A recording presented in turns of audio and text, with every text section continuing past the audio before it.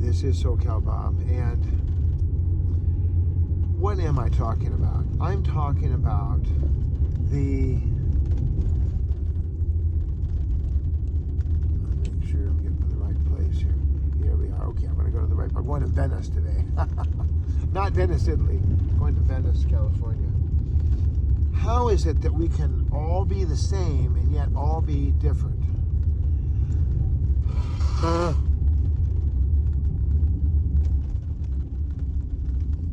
You ever heard of Sherlock Holmes? It's time for a little Sherlock Holmes. It's elementary, my dear Watson.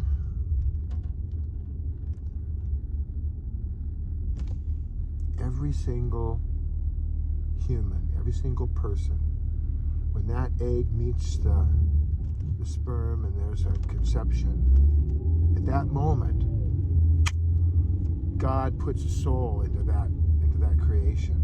And as the cells divide and multiply and continue, that person is unique. Every individual soul is unique. And if you can't raise the baby, there's people who want to adopt. I don't know how we got off on this topic, but it has to do with the fact that from the creation of each individual human being, there's a special uniqueness, a special DNA, a special fingerprint, special characteristics. I've made 4 babies: Carissa, Robert Micah, Amy Grace, and Bethany Rose. I myself have joined in marriage to create 4 beautiful, beautiful souls. And I pray for my children. I love my children. But I'm going to tell you, they're all different. Every single child that I have is different. Carissa is not like Robert Micah. Robert Micah is not like Bethany Rose. Bethany Rose is definitely different than Amy Grace. They're all different. Why? Because God made them different.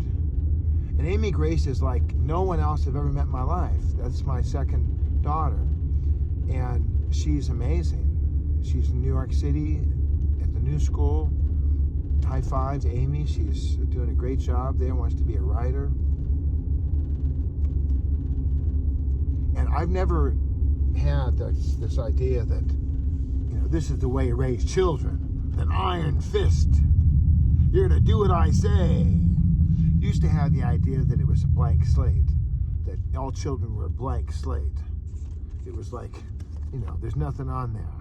When actually, there's a whole person there. God has created that person. And my job as a parent is not to beat them into submission.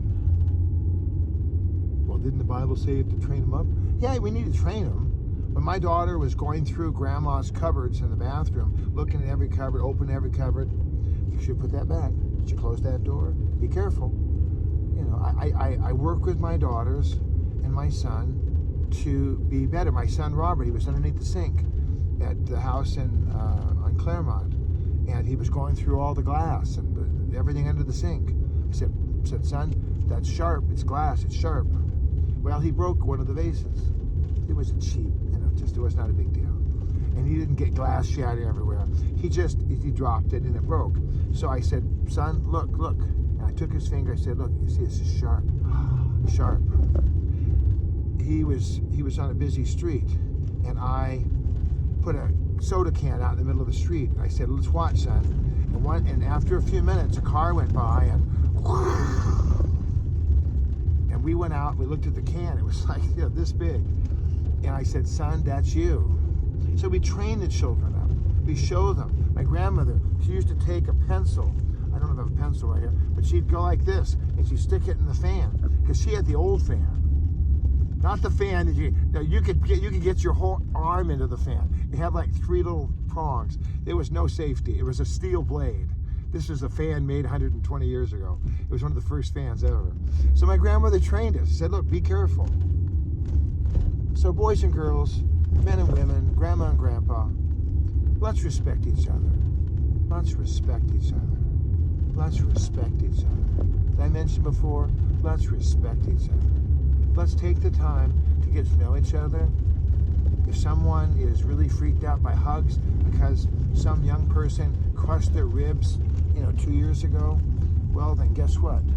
Let's not hug Grandpa because he's kind of afraid of hugs, and that wouldn't be respectful. If someone does not like sushi, then don't invite him to your house and say, oh goody, we got the California roll. We'll talk more in a minute. I love you.